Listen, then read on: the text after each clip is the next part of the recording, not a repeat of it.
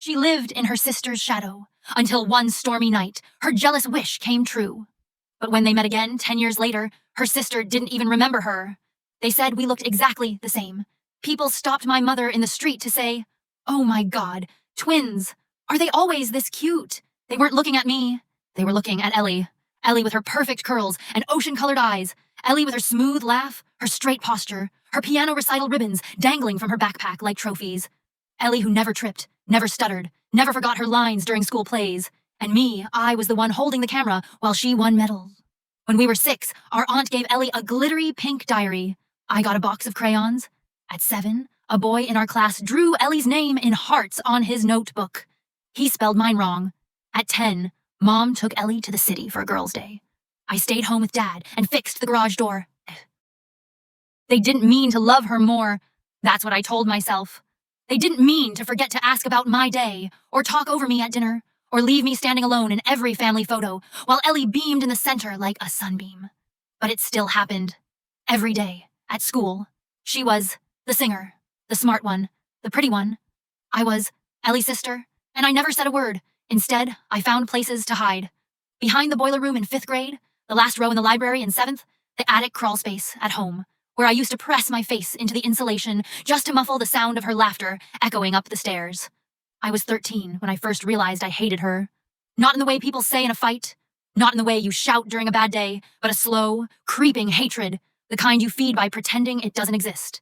It grew in silence. In every comparison, every compliment meant for her, every time I saw my mother touch Ellie's cheek with a softness I'd never felt. The day it happened, the sky was already wrong. It had been wrong since morning, thick, swollen clouds hovering like they were waiting for something to snap. We were in the kitchen. Ellie had just come back from rehearsal. She threw her bag onto the table, humming a song she'd been practicing. My song. "I thought you weren't using that piece," I said. She shrugged, pulling out a yogurt. "You weren't, so I figured, why waste it? It was mine, a melody I wrote. She heard me practicing weeks ago and remembered it. Of course she did. And now she was going to perform it in front of the entire school as if it were hers. "Do you ever ask before you take?" I said, my voice sharper than I meant. Ellie looked up, eyes wide, half smiling. "Relax. You act like you actually matter in this family." That's when it snapped. Not just the fight, me.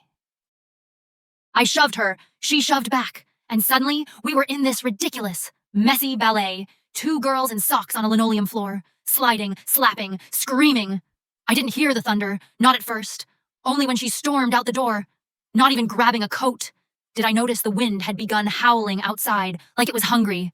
"I hope you get blown away," I yelled after her, breath heaving. She didn't turn around, and then I whispered it. So soft, it might have gone unnoticed, but I felt it leave my lips like venom. "I wish you'd just disappear." That was the day Hurricane Kira hit our county. Winds over 100 miles per hour. 2 teenagers drowned in a flooded underpass. A power line collapsed through a church roof. The news said it was the worst natural disaster in our region in 20 years. And Ellie disappeared. They found her bike by the river trail, mangled, bent, her backpack open, soaked, her sheet music ruined. Caught in the low branches of a sycamore. Her hoodie washed up 2 miles downstream. But not her. They searched for 3 days. Boats, dogs, helicopters. My mother sobbed so hard she had to be sedated. My father came back from his new apartment and just sat on the porch for hours, holding the shoes she wore that morning. No one blamed me. Not out loud, because the storm gave everyone a reason. Except me. I knew why she ran out that day. I knew the last words she heard. And I've carried them ever since. Like a storm that never passed. The day after the storm, the house felt too quiet. But not empty. It was the kind of quiet that comes after an explosion, when everything's still standing, but nothing's the same. Mom walked in and out of rooms like she didn't recognize them. She moved with mechanical purpose. Folding towels no one had used. Boiling tea she never drank. Scrubbing the floor in the same spot until the tile lost color. Every few hours, she'd stop and murmur the same line under her breath. "He should have been here. This wouldn't have happened if he were home." She didn't mean me. She meant my father. Dad had been on assignment when it happened. Some overseas contract that had already stretched into its 6th month. He called once a week. Sent emails with subject lines like weather, holding up, and miss you girls. But we hadn't seen him in person in months. He used to travel a lot. Always had, but ever since Mom started spiraling. Sighing louder, cleaning longer, snapping over the smallest things. Dad traveled even more. He called it providing for the family. Mom called it abandonment. They'd fight when he was home, always after dinner. Voices muffled behind the bedroom door, and when the door opened, Mom's mascara would be gone, and Dad's suitcase would be half-packed again. He didn't leave because he didn't love us.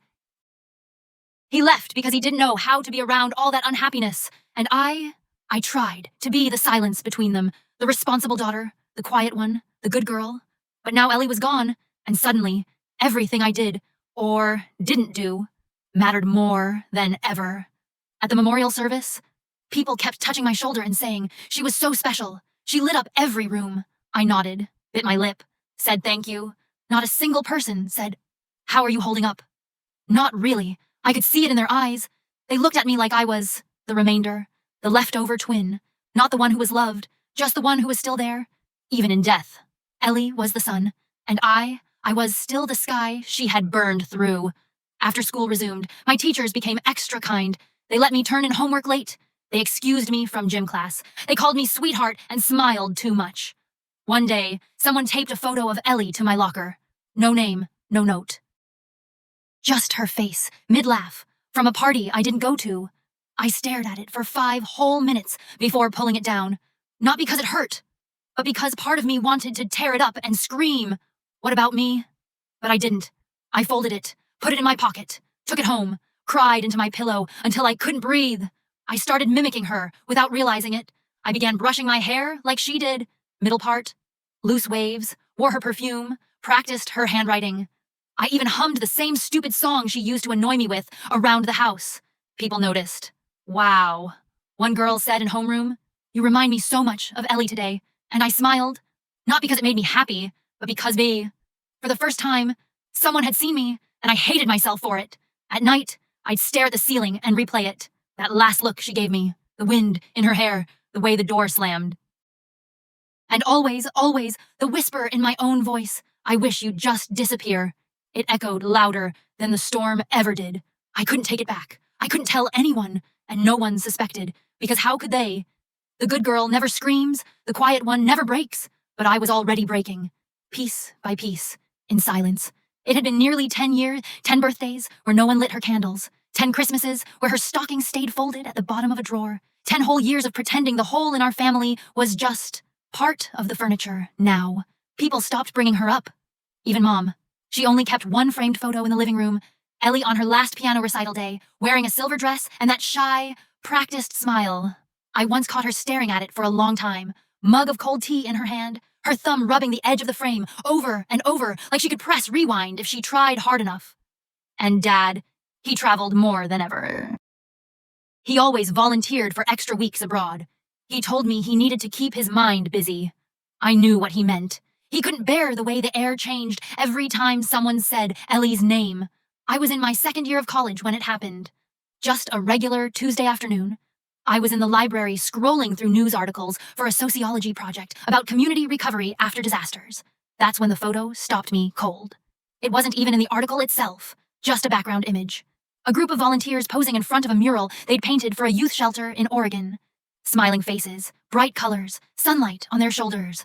But there, near the center, was her, Ellie, or someone who looked just like her. Same tilted smile, same chin dimple, same eyes that looked like they were carrying something heavier than they wanted to admit. I didn't breathe for a full minute. My fingers froze above the keyboard. It wasn't possible. Was it? I clicked the article. No names listed.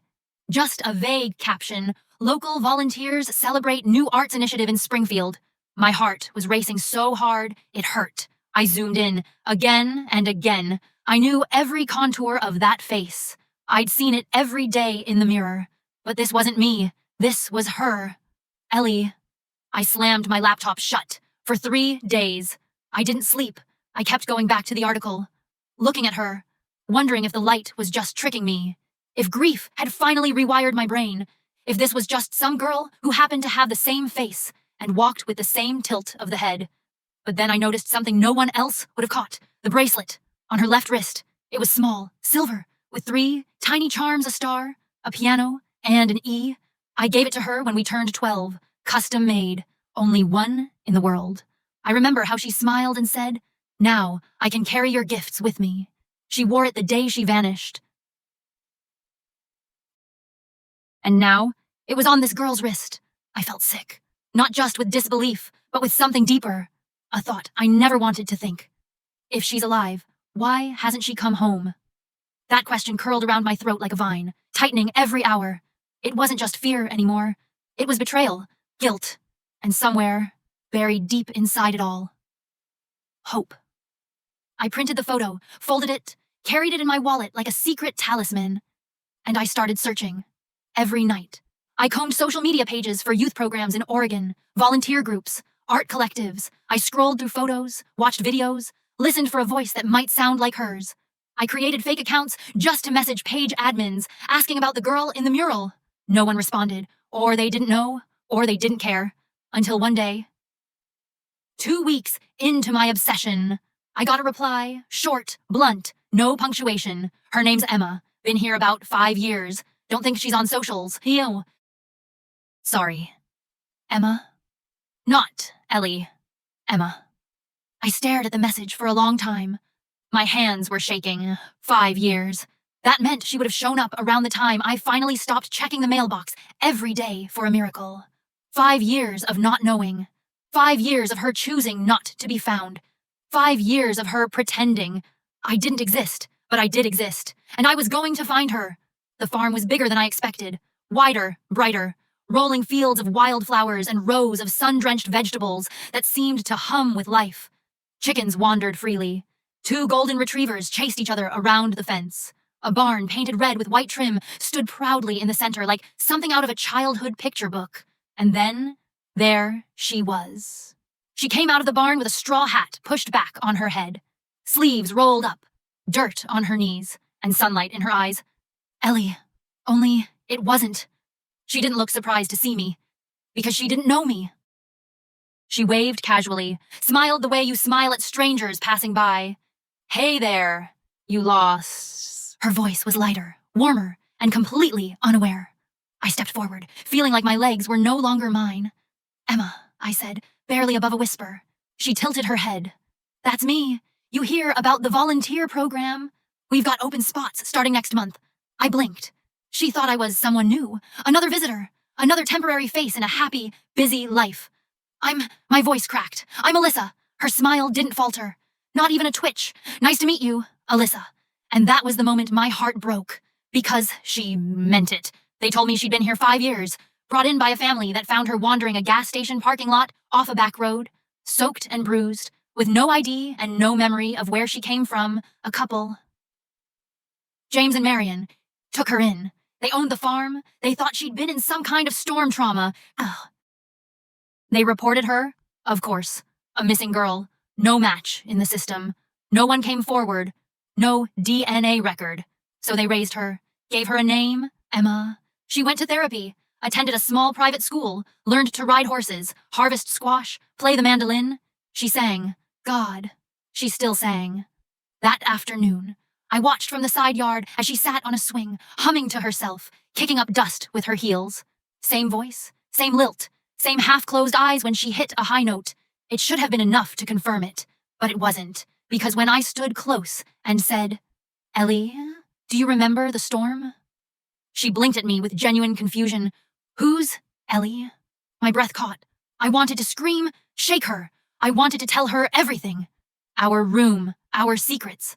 The song she stole, the way she looked back before walking into the rain. But instead, I smiled. Never mind. Sorry, you just look like someone I used to know, SL. She grinned, brushing a lock of hair behind her ear. I get that a lot. I stayed in a nearby town for 3 days. Every morning, I drove by the farm. She waved, brought me lemonade, introduced me to the goats. She thought I was someone new each time. Emma had the memory of a clean slate. No ghosts, no guilt, no me. But I remembered everything. I remembered the attic where I used to cry. I remembered the diary I burned. I remembered the day the storm swallowed her. And I whispered a curse I never meant to come true. And now, here she was, alive, glowing, free, while I was the one still stuck in that rainy kitchen, replaying the fight like it was happening all over again. She didn't need me, she didn't even know me, but I needed her, and I didn't know what to do with that. I didn't go back to the farm the 4th day. Instead, I drove 6 hours straight, eyes burning, fingers clenched around the steering wheel, until I pulled into my parents' driveway and just sat there. The porch light flickered, the curtains were half closed, I hadn't been home in months, maybe years in the way that mattered, and now I was about to tell them something that would crack their world wide open. I stepped inside. The air smelled like tea and dust. Mom was folding laundry. Dad was reading a newspaper. He wasn't really reading. I stood in the doorway for a moment, heart pounding in my chest like it was trying to escape. I found her. Silence.